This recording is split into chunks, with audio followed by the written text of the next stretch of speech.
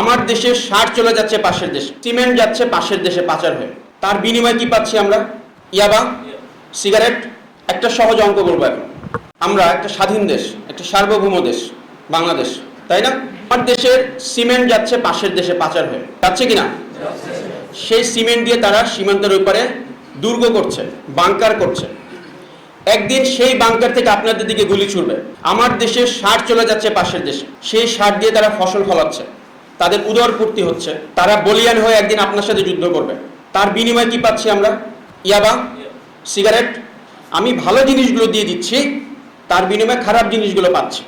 তাহলে কি আমার দেশপ্রেম প্রশ্নবিদ্ধ নয়? আমার ভালোবাসা তাহলে কোথায় থাকলো দেশের প্রতি? আমি যদি দেশকে সামান্যতম ভালোবাসতাম, তাহলে কি এই যে আমি অঙ্কটা বললাম যে আমি সার দিয়ে দিচ্ছি, সিমেন্ট দিয়ে দিচ্ছি, সকল খারাপ জিনিসগুলো আমি তাদের কাছ থেকে পাচ্ছি,